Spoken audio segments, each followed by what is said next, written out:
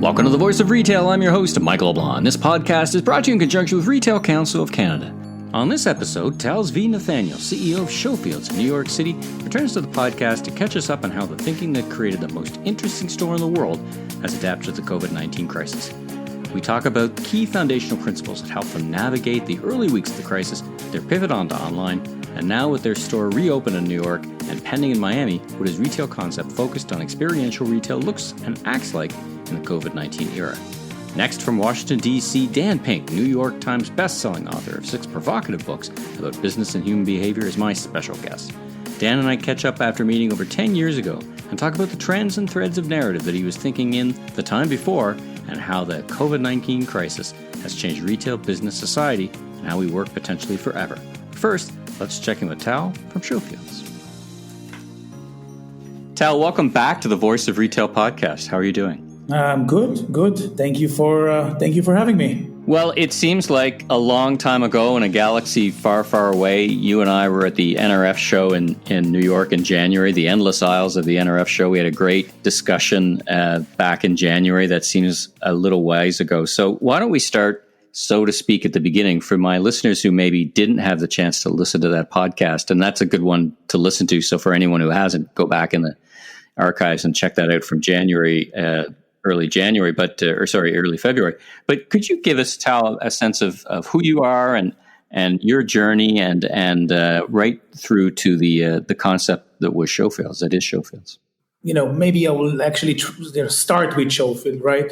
Showfield, I like to think about it as a retail platform. We basically try to kind of, search the whole world, the whole universe to try and bring together the most interesting, amazing, cool brands, people, events, and unique experiences. Everything you want to see and you kind of don't know where to find. And then we try to take those beautiful wonders and kind of create a physical touch point for them and to tell their story. And the reason that we do that, and I think kind of going back to my background, is kind of our mission, I want to say, is to inspire magic among everybody who is looking for it and everybody who is seeking discovery. And the way that it kind of, relates to me, I want to say is exactly that. So kind of I was, originally, as you can probably tell by my accent, born and raised in Israel. I spent most of my life between design magazines and kind of my mother was a window dresser. My father was a diamond jeweler. So most of my life I gave a lot of thought and I was surrounded and I was fortunate to get a lot of inspiration. And I remember as a child, I always imagined how would the world look like, and this amount of magic which is out there, and that one day I'll get to New York and the streets are going to be magical, and everywhere I go I'll be amazed. And obviously very pretty naive, I want to say, but for some reason that's kind of what I had in mind. And then, I spent most of our career between doing startups that I co-founded. Half of my career was physical. I co-founded an event production company that with the years grew to become the leading event production company in Israel. And then I spent the other half of my career with actually payment or payment platform. And that's kind of what brought me to New York a few years back. And the way that it all relates is that, I'm coming to New York. I'm all excited, dying to see all that magic that I always dreamt of. And I kind of come here, and you know what? There was no magic. I want to say that if anything, as a guy like me, and you can kind of see me with my weird look and beard, always dressing just in black, walking into store. I must say that I had a suboptimal experience. And kind of always wondered why some people get that type of attention, other people get a different type of attention, and always hoped, or I want to say knew that there is a better way to do that. And I think that today, and we kind of talk about it a lot, what Showfield is really trying to do is to make sure that everybody around the world has access to that feeling of what we call magic. And we can talk later on what magic means. but that's kind of how I want to say we started our journey. And yeah, it was quite a turn since the last time we spoke. Well, we first met in your great facility, your great building. And it was just such a different experience. As you say, once I learned your background, particularly the entertainment piece and it really brought this whole DTC, direct to consumer platform to life. And I think that's why it had, so much buzz. In fact, I wound up a couple of weeks ago talking to the founder of 8 Sleep, which is one of your vendors. And I bought and continue to enjoy I'm not sure if I'm going to say this right, the sponges, Cura, yeah, I think they're called. Love those sponges, and I met and was introduced to them in your concept. So for anyone who's thinking about experiential retail, your name and concept came very quickly to the top of the list. So now we're in the COVID era. So I'd imagine in New York City you have one location. I think you're about to open, like right on the cusp of opening another one in Miami, I believe. Tell us about what Showfields is today. I imagine your store is. Location is still physically closed, but I could be wrong. And tell me about how that is progressing, how you think about experiential retail now in your context, and then what you've done over the past number of weeks to kind of replicate that in a, as you say, in a global platform, really online. We always believed, and that's the thesis behind everything that we do, is that if retail was reimagined, to various types of platforms, or should I say, in all its variations. If retail was reimagined through the eyes of the customer, then the experience would have been completely different from what it is that we are seeing today. And what Showfield tried to do in its essence is basically to do exactly that, to rebuild it, not only reimagine, but also rebuild it in that way, around what we believe that customers want today. We started our journey in the physical world, right? Like our first channel was physical. We've opened our stores in 11 Bond in New York, in the corner of Bond and Lafayette. And we tried to be that place. We tried to imagine how would a physical store look like if it was built around what customers are looking for today, right? Mm. If we can create this magical moment where you can actually discover, engage, shop, brands and art and products that you couldn't see until today, right? Because you just couldn't, because it was online, or because it's out of your reach, or you just didn't know where to look. And, I think we were very fortunate with being able to kind of have the years of, the brands and the artists, some of them that you mentioned that we kind of work with, and bring this thing to life. And when we spoke back then, we were just in the midst of kind of, changing all the brands in our physical store, because as we believe, like, brands should constantly change and the store should never be the same. That's part of what we think, is kind of what would make it so interesting. So we were just about to change all the brands in the store in New York, and we were about to open our second location in Miami. And while this whole big change is actually happening in New York, COVID intersected with the universe plans. So, I think that the immediate steps for us, like everyone else, were to close our physical store and make sure we kind of protect our community, the neighborhood, our employees, our brand, our customers. And we kind of did that. Interestingly enough, Miami never really closed. So construction in Miami was kind of ongoing all during this time. So while we did slow down the pace, we did continue our build out and are, excited to open our Miami store in the next few months. Well, that's exciting. Congratulations on that. That's great. Yeah, thank you. I'm happy to hear that. Very happy to hear that. And but I think, as I said in the beginning, like, we look at Showfield as a platform, and we believe that there are many opportunities. We call them channels for brands and art and customers to kind of, to meet. And while we started with physical, we always knew that the same thing applies to other channels, right? We always knew that, like, a website or an e-commerce platform or a marketplace would also look different if it was reimagined through the eyes of the customer. And, I don't know if you remember that we kind of touched it briefly last time, but we say a lot, through the eyes of the customer, but we actually spent a lot of time kind of nailing down or building like real principles around what we think customers want. And we've developed our own kind of methodology, which is basically called C-commerce, which comes from consumer commerce. We always believe that consumer commerce is the next phase in the evolution of retail. People like to think or used to think that like the world has traditional retail, which is just big and stagnant, surely now. And there is e-commerce, which is small and growing very quickly, again, surely now. And as a result, that kind of the two probably are eating from each other. What we always believed is that the two are actually converging. And there is a new category, there is a new place, there is a new kind of, phase, which is actually not about digital or physical. It's about consumers. And we also went and broke down this, what C-commerce mean, to 5 principles, which are curation, community, content, connection, and convenience. Around those 5 principles, we develop every channel or every opportunity that we meet customers. So the reason that I'm kind of giving you this spiel is because this is what we did when we've opened our physical store. We used those principles to try to imagine a store.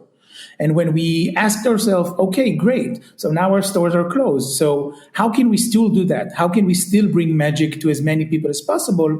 We basically went back to the same principles and asked ourselves, how would a website look like? How would it mean to digitally provide, kind of those values to our customers?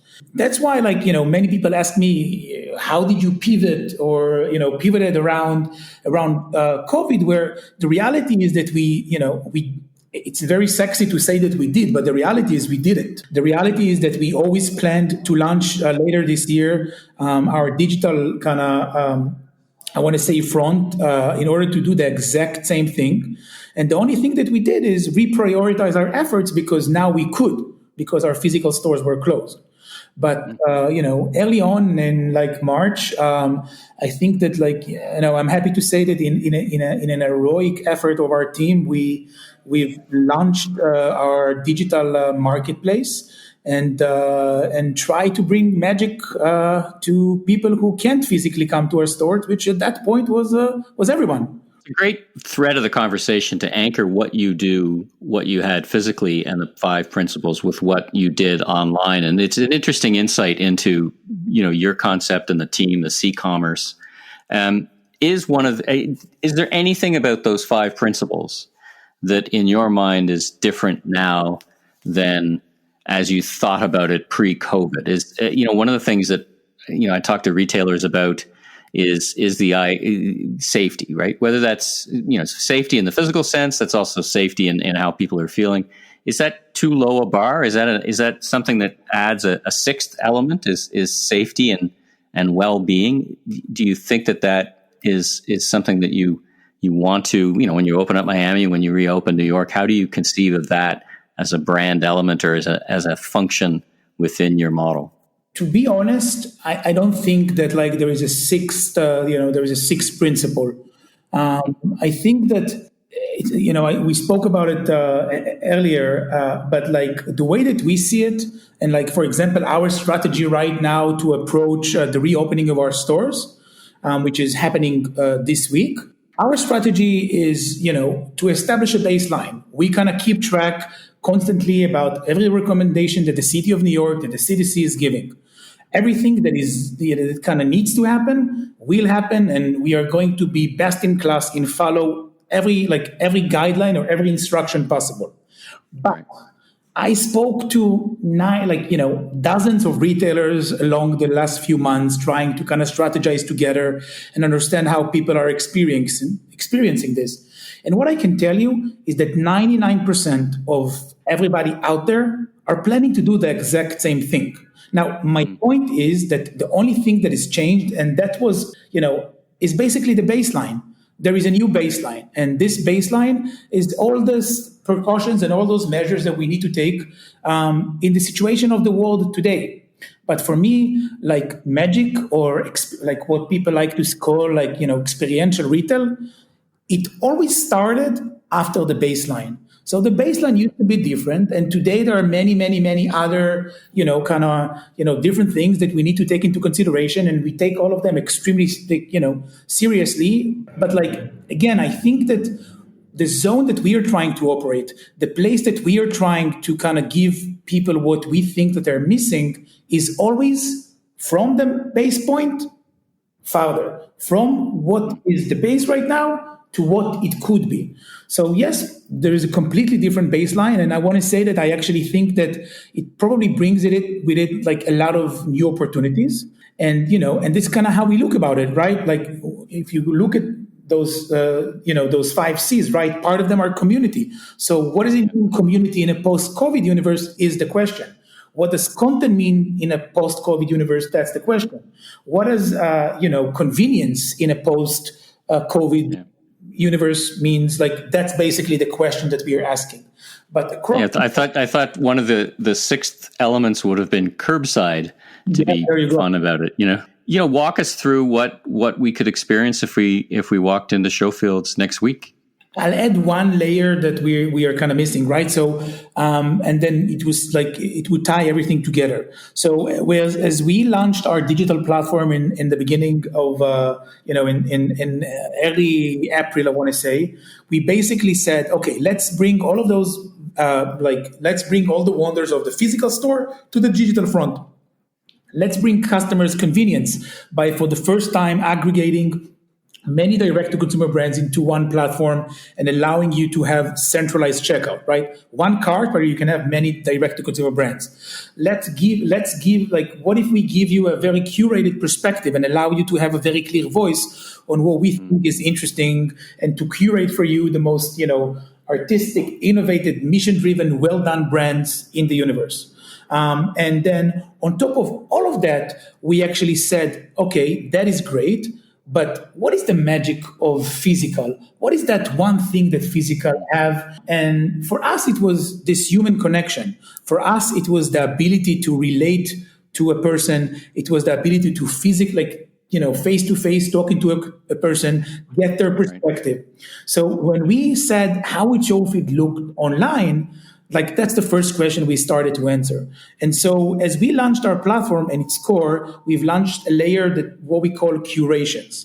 And that's basically a live video, like a live shopping, kind of session that is happening, like which is around 40 to 45 minutes, where you kind of get to experience either art or different products through the eyes of an expert. So it can be an art curator, it can be an industry expert around a specific product, around wellness, or it can be, a founder of a brand. But what we try to do is we try to create this moment where you can actually, see or get the live action and perspective around the product. And while you can't touch it yourself, like the second closest thing would be seeing it live and seeing it, experience it through the eyes of someone else, like where there is this live chat when you can ask question, they can respond to you, and all during that show you can actually add those items to your cart and check out. So for us, this is what it meant to bring that layer to the digital realm. And as we are opening right now, as I said, like this is something that we are actually planning to double down on. So like our strategy to reopening the stores is going to be, kind of follow all the guidelines, become best in class in all of them. But really what's interesting is how are we going to create magic from that point on? So what this means is that, like, if in the past you could have just walked into Showfield and, walk around with hundreds or thousands over a weekend people in the store, we are now going to limit the entrance to the store to the required amount per the law. And we are actually going to turn it into opportunity and give every person who is walking into the store a memorable and a delightful personal experience that they could not get before because really now the focus is completely going to be on them. We allow now people to actually book tours. And the only way, like the way to come into the store is actually through a booking, a slot of time and kind of coming and getting a guided tour. You can have a virtual tour for a specific brand. You can have a physical tour. You can have a tour with a group of people which maybe you did quarantine with. And like we really created new types of ways for you to experience those wonders that are happening in the store. What I really like about it is that we also gave each one of our brands the tools to do so as well. Not only we created this platform where people can now book tours and kind of experience the stores virtually, physically, in their own convenience and in their own pace. We also gave the brands the ability to do so by implementing that tool in their sites and doing the same. And on top of all of that, we are launching, and it didn't happen yet. It's going to happen, I want to say, at the beginning of next week. But we are also launching a new app, which is going to be called, the Magic Wand. And what the Magic Wand does is basically an extension of your, it's like extension of your physical to the digital realm. So like it allows you to roam the store in a contactless way and basically engage with product, learn about them. Like you can have almost like a guided tour like you would in a museum. You can call a brand host. You can actually self-check out yourself if you don't want to engage with anyone else. Like we really try to, again, like to think about what is that baseline? People maybe right now would be hesitant to talk to a person. Great. Let's give them the control. Maybe they won't, and then it doesn't matter. Like if you want to do checkout yourself, you can. If you want to do this checkout with a brand host, you can. Like you have a complete control on all the experience and all the knowledge and all the kind of, all the data is at your reach. And I think that all of those things combined would actually create a fun way, in ways maybe even more interesting than it was before, to discover or to engage with those amazing brands and artists that we get to work with. And I must say that like I'm extremely excited about getting there, and we are in a few days. Last question for you. Tell me about, as you've been discussing with your partners, I have to think that as many people have described COVID as an acceleration of pre-existing trends, one of which was direct to consumer. And, you provided this great platform for DTC brands to be experienced, as you said. In your discussions with them, are they more excited about the opportunities moving forward than they were pre-COVID? What's their perspective and how have those discussions been? I think that if you think about the other side, like, our business from a brand perspective is basically a tool that allows, any brand, many of them are direct to consumer, the ability to kind of, to engage and get in front of customers in a different way. Right. That was always our promise, right? Our promise was to allow you to build like the right touch point, physical touch point in the same ease you open a website. So like we've promised flexibility. We've promised to, offset all the risk of retail because retail is hard. It's hard, it's expensive, and, it's getting harder to meet those expectations of customers. So I think that what happened, at least for us, is that, some of those things or some of those value that we provided are actually today more relevant than any other time before, right? We actually put our money where our mouth is. We paid rent during those last few months, and we did not collect brands, from our tenants, right? So even though we had brands who had a membership agreement with us, all along those last months, we didn't charge them a dime. And I think that this is like a very, very, very strong statement and, kind of demonstrating what's the power of flexible retail.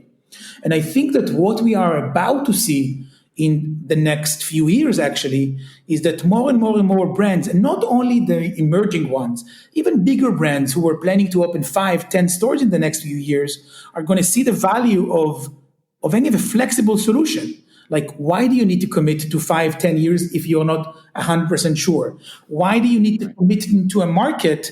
Like, if you could have opened if you plan to open 5 stores last year, and post-COVID, you were more hesitant and you're going to open one. Like, what if there was a very easy tool for you, which is almost risk-free, to actually test in what market it is that you want to be?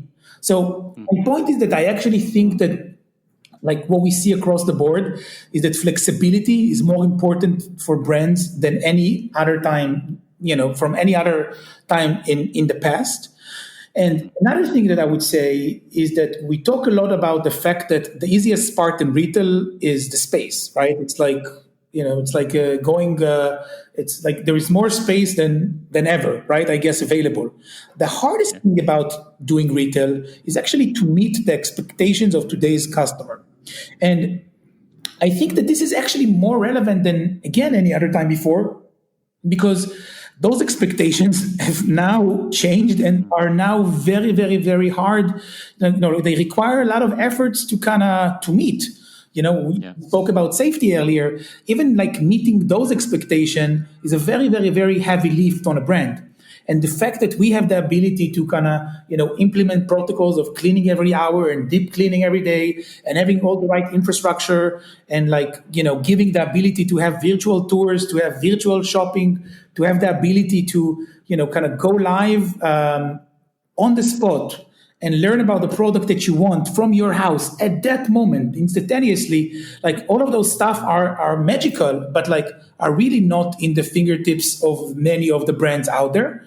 And the fact that they can get them out of the box, I think, becomes today more meaningful and more helpful than in the past. And I'm hopeful that more and more and more brands would actually take advantage of it and do that and get in front of customers, because I must say that from a consumer perspective, and surely consumer behavior has changed, but I think there is actually a very big thirst out there. Surely around, everything that happened in the last few months and in the last few weeks, like, customers are going to vote with their wallets. And I think that they are looking, and they're more open for new brands and for new stories than any other time before. Well, that's such a great point. I had a discussion on the podcast with Brian Pearson, who's the president of Loyalty One Air Miles, and he described it as a giant jump ball moment. People like never before are open and experiencing and shopping new brands. Like, it's a giant circuit breaker, as I've described it, on consumer habits. Yet some of the trends remain the same and probably accentuated. You've just kind of confirmed that. I mean, listen, it's a fantastic platform that you've pivoted, so to speak, after a couple of months, and I've been following on the email. I watched the live curation. It's really well done. So congratulations on your resilience and pivoting. I think you're still by far retail concept to watch. So you've really done a great job reinventing the reinvention, so to speak, well beyond the baseline. Listen, Tal, it's such a treat to have the opportunity to speak with you. I wish you much success in the days and months ahead, and look forward to touching base with you perhaps later in the year and see how it's been progressing. But safe journeys to all of you and your family and the folks who work for you. And I wish you much success in the months and years to come. Thank you very, very much. And literally nothing would make me happier than being able to, meet you in person again in one of our stores in New York, Miami, or everywhere the world would take us. So thank you very, very much for the opportunity today, and stay safe. Hi, it's Jim Okamura, partner at McMillan Duell and co-founder of Global E-Commerce Leaders Forum. We are very excited to announce the latest extension to the Global E-Commerce Leaders Forum events, the Global E-Commerce Tech Talks podcast. In partnership with Kent Allen, Scott Silverman, and our host Michael LeBlanc, we'll be debuting and discussing custom proprietary research designed specifically for global e-commerce retailers, and talking to e-commerce industry leaders around the world to help us sharpen our saw blades when it comes to doing business across borders. Check out the 1-minute trailer episode available now. Apple and Spotify Plus, all major podcast platforms, with episodes debuting every 2 weeks. Dan, welcome to the Voice of Retail. How are you doing? I'm doing very well, thanks. Thanks for having me on the program. Well, it's great to hear your voice. You and I have crossed paths a couple of times, not recently, but I feel like I've talk to you recently because I'm a big fan of the work you do, the Pinkcast and all the different things. We'll talk about that a bit later. But for those in the audience that may not know you as well as I do, tell us a little bit about your personal and professional journey. Give us some background on the threads you follow and the writing that you do and the great books that you've authored. Okay, well, I'm a writer. I'm American, based in Washington D.C. For the last 20 years, I've been writing books that are kind of sort of at the juncture of business and human behavior. So I've written books about the science of motivation. I've written books about some of the economic reasons why artistic, empathic, creative thinking is becoming more important than spreadsheet kind of thinking. I've written a book about selling and how selling is changing and some of the science behind selling. My latest book is a book about the science of timing. And what you know, Mike, but your listeners don't, is that many years ago, at an event in Niagara Falls, you once saved the day because I was scheduled to be flying. You know this, but I'm telling all your listeners this, but what a good guy you are. I was in Niagara Falls. You and I were in Niagara Falls at the same event. And I was slated to fly out of Buffalo. Buffalo was about to get hit with a ginormous snowstorm that somehow was bypassing Ontario. So you drove me all the way from Niagara Falls to Pearson Airport, having deliberated on that question for about 30 seconds. You just said, "Get in my car." And we took off. And so you saved the day years ago, and I haven't forgotten it, in part because what I have forgotten is exactly why I had to race home. But I think it was because of, and you reminded me, I think it was because of one of my kids had a birthday or something like that. Yeah. So I was concerned about A, being stranded, B, being stranded in Buffalo. Well, I tell you, you may appreciated that, but I appreciated it more because I got to spend like an hour and a half with you. And so that for me was more than a fair trade of value, let me tell you. And I, as I said, I continue to listen to the work you do and the things you put out. But let me take you back to pre-COVID days. Okay. 12 weeks ago. Only 12 I can remember. 12 weeks ago seems like a lifetime ago. I know. Yeah. So as you sat in 2019 and you kind of looked at 2020 and beyond, and what were you thinking about? What occupied your mind and things you said, well, here's what I'm going to focus on. Here's what I'm observing. Maybe you're writing more along a certain direction. And again, pre-COVID, how were you thinking of what were the big trends? Yeah, well, there's a difference between the big trends and what I was writing about. I mean, one of the, at the time, in terms of the big trends that I was thinking about, wondering about, or even being concerned about, the one that I thought was the highest order was sort of the twin question of inequality and whether the form of capitalism we have right now was working for everybody. And it seemed pretty clear that it wasn't. So even in the United States back then, when you had an astonishingly low unemployment rate, you still had a lot of economic discontent. And it was pretty clear that even at that time, 10 years after the Great Recession, that this supposed rising tide had not lifted many boats. And that was what I was. That in terms of issues and trends, that's the one that I had in the front of my mind. I don't think COVID necessarily changed that much. In many ways, COVID unmasked a lot of these things that were going on. In the same way that the protests against police violence have unmasked a lot of those kinds of issues as well. As for what I was writing about, late last year, I started doing some research on a new book. Which is a book about regret, about the emotion of regret and why it actually is much more valuable than people give it credit for. You may not know this. I'm not sure we ever talked about it, but you and I first met, so to speak, and we were introduced by Dean Roger Martin. We weren't exactly introduced. I think Roger invited you up to speak at Rotman, and that's where I first saw you. And I interviewed Roger on his podcast.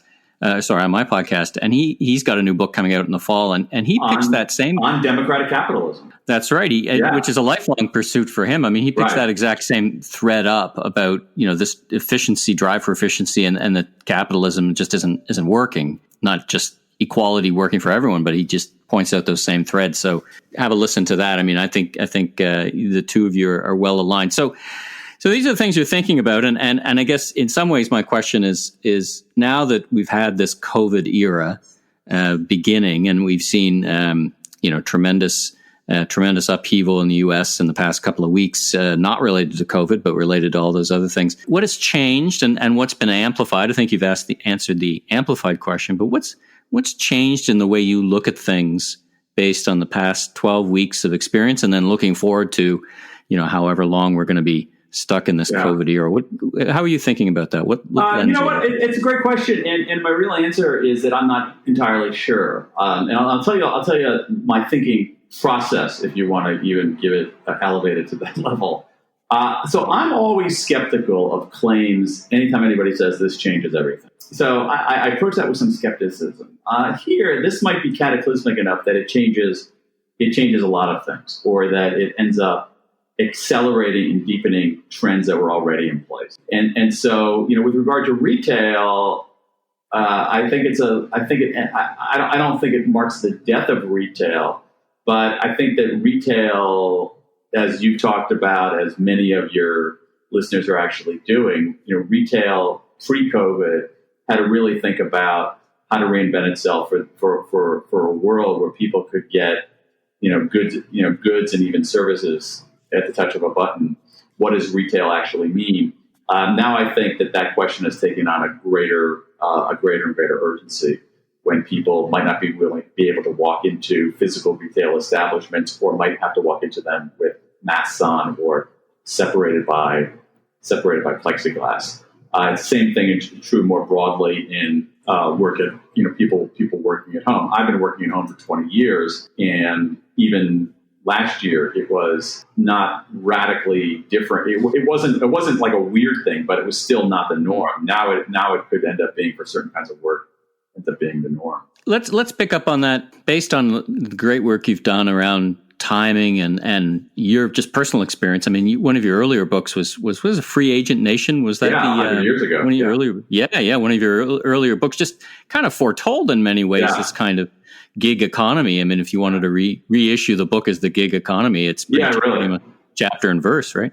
Hopefully for the good, not the ill part of the gig economy. Now that we've got so many of us, one way, shape, or another, who are going to be working remotely, and again, I'm in line with you. These things don't change everything, but they certainly might change some things. So for the time being, many people are working at home, working remotely, and I wanted to get some advice from you. So first of all, for the leaders or the managers who've got teams and people who are working at home, I think regardless of how this rolls out, leading remotely is going to be a very, very important skill. So I wanted to ask you 2 starts and 1 stop as a leader who's managing a remote team. Two things they should do more of, and 1 thing they should just stop doing.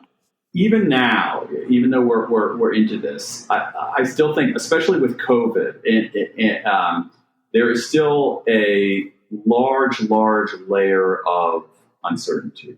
And again, I'm speaking of the American experience and the Canadian experience. I think are different here, and the American experience right now is overlaid now with a lot of these protests, which are quite an extraordinary thing. But on the COVID itself, we're not done with this yet. And so I would say the thing to start doing is, or continue doing if they're already doing it, is really taking care of people. One of the things that you see from the research, and one of the things that you see in sort of any effective teamwork, is a concept popularized by Amy Edmondson at Harvard Business School called psychological safety. People do better work when they feel psychologically safe. And right now, psychological safety has, I think, a physical component to it.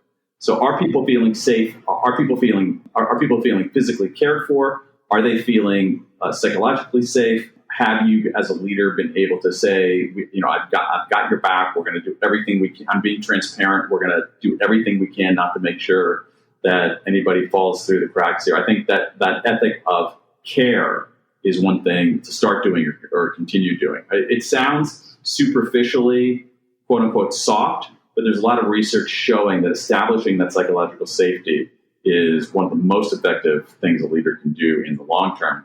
And that requires, in this environment, saying the right things and checking in with people regularly and just in some ways, just being a decent human being. The other thing that I would start doing is I would, again, to your earlier question, it's in these there's going to be a lot of amazing stuff that comes out of these dark moments here, because people are going to be trying new things and thinking new things. So I think there's I don't think anybody has quite yet mastered, for instance, how to do a conference via Zoom. I think that there are some great opportunities in organizational learning that will emerge from this. And so the thing I would start doing is maybe, where possible, deputize a small group of people to take a small amount of time, carve out a small amount of time every week, and become a kind of blue sky task force for your organization, to really look at what other organizations are doing outside of retail, to look at some of the new ideas that are emerging, and to begin to ignite a few small experiments internally on how to do things differently. And this is true.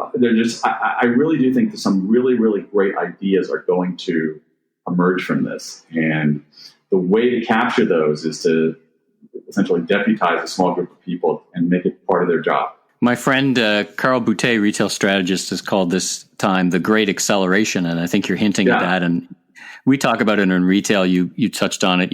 Trends that were evident before COVID are just going to be accelerated. The poster child for that is grocery e-commerce, right, which in Canada has just rocketed ahead. The other things that really intrigue me, as you said, is the organizational changes. Like, organizations who said we can never work at home, we can't do it, suddenly did it in a week. And so those kind of changes. So the last question, what do you think, if they're doing one thing, what should they not do if you're a leader of people at home? What I would do is, the thing I would stop doing is stop trying to reimpose the kind of controlling mechanisms that you have in an office on remote workers. So that's everything from, don't monitor when people are quote unquote coming into the office. Give them that autonomy to work when they want. Don't apply extraordinarily. You have to have some kind of performance standards, but don't say, well, since I can't see you, what I have to do is I have to apply 36 very controlling key performance indicators and hold you to those and give you those, give you a rating on that every week. Employees to lean into the new autonomy that they have, rather than trying to capture it back because you're worried about what they're going to do. Well, let's look at the other side of the coin. For the many, many millions of people working at home, some like yourself and myself, the transition was not meaningful because I'd been working from home for several years, and you for much of your 20 years, much of your basically the bulk of my adult life. But for those who've just have lived life in an office. And with your understandings of motivation, timing, for example, what to do when and how that can dramatically affect your productivity, and what's your advice for those? And I know that you'll get beyond the kind of basic advice of the early days about how to be efficient working at home. Just those things you've learned from writing the book and thinking hard about just being personally effective. What's your kind of... Yeah, well, I mean, there are a number of different things. I can tell you from my own experience, there's some paradoxes to working at home. There's some paradoxes to the experience of the autonomy and freedom of working remotely, particularly for people who have kids or any kind of extended family living with them. One of the paradoxes is that structure creates liberation. And so one problem that people have when they transition from an office to working on their own is that they don't have that kind of built-in structure that they would have in an office. As much as people think that working at home, I can do whatever I want, whenever I feel like it, woohoo, you actually need to impose some structure on that. So for me, for instance, I try to get into the office at more or less the same time every day. When I'm writing, I have a very rigid kind of schedule in that I will give myself a word count, and I will write until I hit that word count. I won't do anything else the rest of the day. So that structure is liberating, as paradoxical as that can be. So it's a very hard transition to make, gone from the somewhat regimented traditional office to suddenly being on your own and having full discretion over everything. Some people are a little bit at sea, and so the best way to the best way to benefit from autonomy is with a little bit of structure. Another paradox, which is a bigger issue than I think people realize, especially with schools closed, is that people with kids, school-age kids, are suddenly at home with their kids, and they have to deal with their kids too. And these two realms, work and family, which in some ways were cleaved apart, are now being brought back together again. And I have to say that's in general a good thing, but it's not always a good thing. And one of the things that people can do to flourish more in integrating work and family is another kind of paradox, which is essentially that I don't even know how you would say it. It's like separation unites. And so I actually think that there's something to be said for. I think there's a lot to be said for some kind of boundaries here. And here I'm speaking based on some of the research, but also based on my own experience. I'll be very quick here. So for a long time, I worked on the third floor of my house.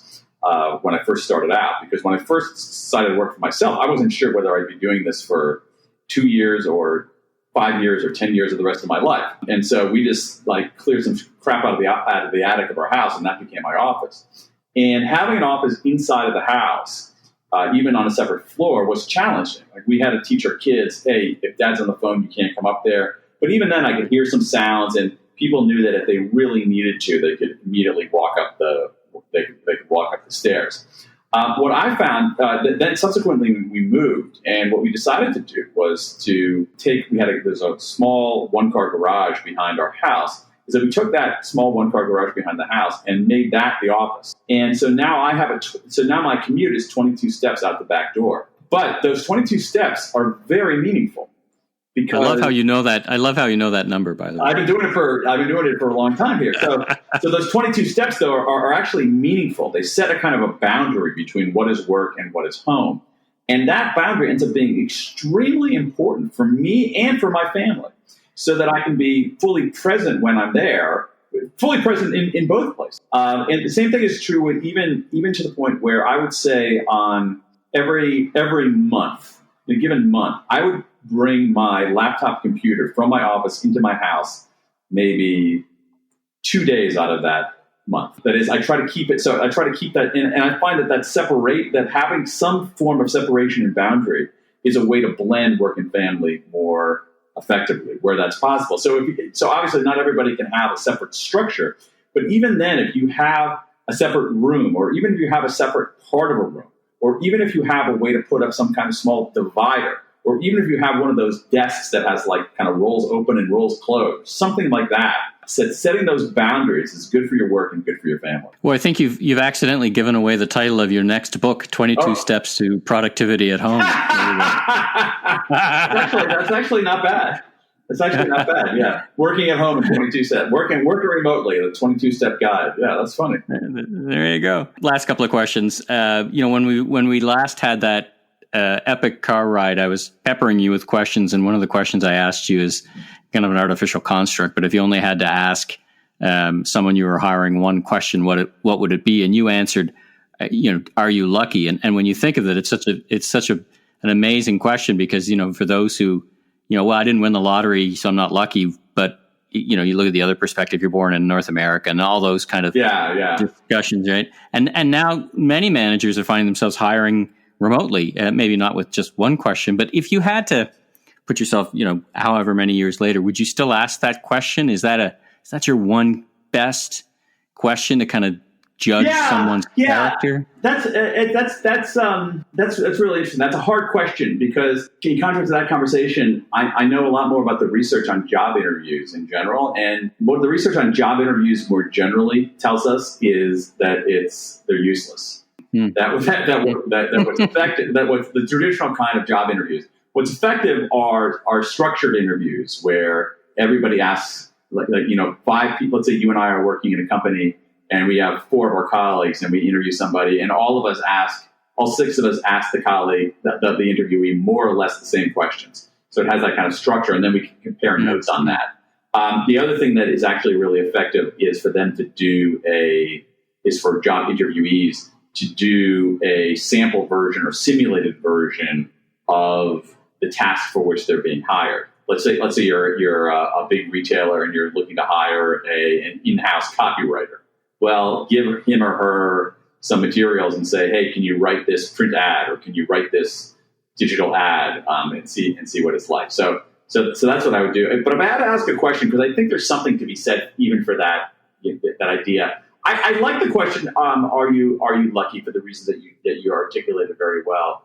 Another question, and this is not original to me. Someone else came up with this, but I like the question is, tell me about a time you changed your mind. And I think what that shows is some amount, if people can do that, is some amount of, first of all, people typically don't have a rehearsed answer to that. And so that's one of the big problems with job interviews is that people have rehearsed answers to things. So, the stupid question, what's your biggest weakness? Right. It's like, I work too hard and care too much. Love that answer. So people typically don't have a rehearsed answer to that question. And it's a way to see, it's a small way to maybe see some degree of cognitive flexibility, some kind of insight into the person in front of you, right? Beyond the technical skills. Are they thinking? Are they growing? And I'm not sure. Truly, Mike. The question that I think it's an interesting exercise because I think you get to know a little bit of that person. But my one question, I guess, the other question would be more key to the research, which is, would you be willing to do a simulated version of the job, of a task in the job you're about to have? Because I really think that's the best predictor. I remember 100 years ago when I was much younger, recently out of graduate school, and I worked several years as a political speechwriter.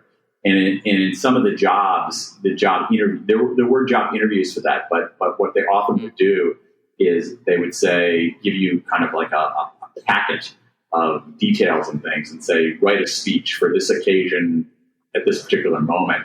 And I always find it so incredibly annoying because it was extra work, but it ended up being that kind of thing ends up being a good predictor. Last question for you, and it's kind of a artificial construct type of question, is this far into the COVID crisis, you've talked about some good things that are coming out of it, perhaps some not so good things. Any sense of any lasting lessons that you could think about today? We've touched on a few, but any kind of final comments on that lasting lesson for organizations? Yeah, I mean, for organizations, people, less about society, I guess, given the nature of our podcast. Just more for organizations. What is there something they should all sit down and learn? And I think so. I'm not sure individuals or organizations have had hard-headed conversations. Let's take organizations. Have had hard-headed conversations about resilience. Are we organizationally resilient? What do we need to do to be organizationally resilient? A lot of organizations will do things like, quote unquote, risk management, where they'll say, okay, what are the risks that we're facing? But I think that's that's a little bit more of a technocratic task. I think I think the question is, are we a resilient organization? Because we're going to be buffeted by all sorts of things here. And you see that some organizations discover they're resilient and some organizations discover they're not. But I think there's probably a way to build resilience into the design of many organizations. You see it with, in some ways, I mean, it's a very small example here. You see it a little bit in terms of how certain, let's say like very, very, like even smallish businesses in my neighborhood in Washington, D.C., where there's been a shelter in place for a long time, it's just evaporating. You had some restaurants that were resilient in that they immediately said, okay, we're going to do online ordering, we're going to do this, we're going to do that. And others that seemed kind of frozen. They didn't know what to do. And you wonder, it's an interesting exercise for some management scholars to go excavate what happened and find what were the qualities of leadership, of organizational structure or whatever that allowed some places to really sort of bounce back and bounce into it, and other ones to be the opposite of resilient. Listen, you've been very generous with your time. Thanks again. And I wanted to just ask you, for those listeners who want to just learn more and kind of keep in touch with the things that you do, and you've got a good stream of content, how do they get in touch with or follow you and learn more about what you do? They can go to danpink.com, danpink.com. I've got all kinds of free resources there and a bi-weekly newsletter that is, as you and I speak, is going out in 61 minutes. Love it. Yeah. So that always has, a Pinkcast, which is a short video, and one more thing. So that's, and all books free. I've grown to rely more on on videos and email newsletters and less on social media because the world of social media is complicated, to say the least. Well, Dan, thanks again for spending so much time with me for The Voice of Retail. It's such a treat to speak with you and gain a bit of your insights. And I wish you well and you and your families have a safe summer and look forward to catching up some point in the future. Fantastic. Thanks for having me. Well, thanks to Tal and Dan for being my special guests on this episode. If you like this podcast, you can subscribe on Apple iTunes, your favorite podcast platform. Please rate and review and be sure to recommend to a friend or colleague in the retail industry. I'm Michael LeBlanc, founder and president of Emmy LeBlanc Company, Inc. You can learn more about me on www.emmyleblanc.co or, of course, on LinkedIn. Until next time, have a safe week.